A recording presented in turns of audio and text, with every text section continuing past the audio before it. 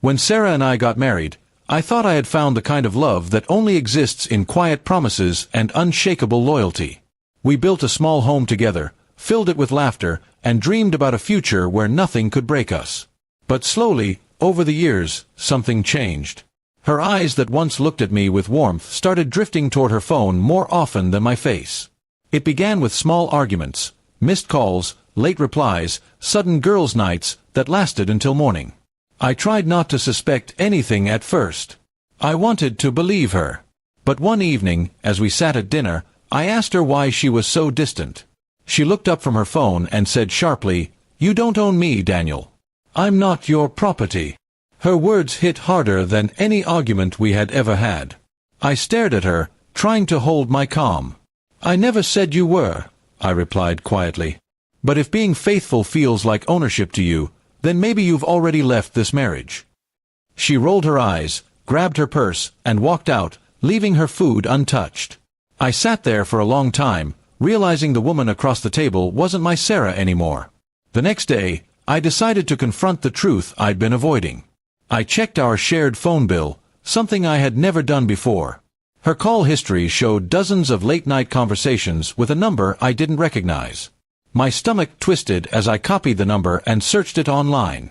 The name that came up belonged to her coworker, Ryan, a man she'd said was just a friend. I didn't explode or shout.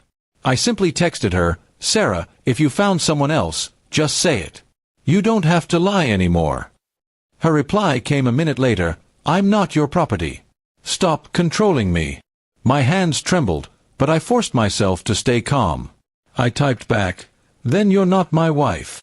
I put my phone down and walked outside, taking a deep breath in the cold evening air. For a moment, there was silence, peaceful, painful silence. Then my phone began to buzz. Once, twice. Then it didn't stop. 15 missed calls in under 5 minutes. I didn't answer. I couldn't. When I finally checked the messages, they were a storm of apologies. "Daniel, please pick up. I didn't mean it like that. We need to talk." But I had already talked enough. Every word I could have said had already been spoken and ignored. It was her turn to face the silence she had built between us. That night, she came home crying. Her makeup was smudged, her voice broken. "It wasn't serious," she said. "It just felt good to be noticed again. I never wanted to lose you." I listened, my heart breaking and hardening at the same time. I had imagined this moment 100 times, and in each version, I forgave her. But not this time. Something inside me had gone still. "Sarah," I said softly, "love isn't ownership. But it is responsibility. It's trust. You broke that." She reached for my hand, but I pulled away. Her tears fell faster. I wasn't angry anymore, just empty. In the days that followed, she begged for another chance. She deleted her social media, blocked Ryan, and even asked to go to counseling. But the truth was, I couldn't see her the same way again. Every time she smiled, I wondered who else she had smiled at like that. Every "I love you" sounded like an apology instead of affection.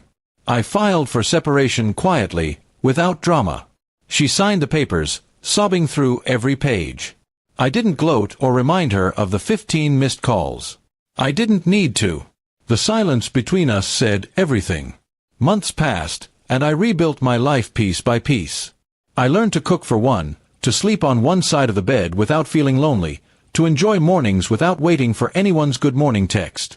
The ache faded slowly, replaced by a strange calm, the kind that only comes after surviving a storm. One day, I received a letter in the mail. It was from Sarah. Inside, she had written, "You were right. Love isn't property, it's a privilege." I lost it because I didn't understand that. I folded the letter and placed it in a drawer without replying. Now, when my phone rings, I don't feel the same anxiety I used to. I answer when I want, I disconnect when I need to. I don't chase after love anymore, I wait for respect. Because I learned the hardest way possible. Sometimes silence is the most honest reply you can give. And though she once thought freedom meant walking away from me, I realized mine began the moment I stopped answering her calls.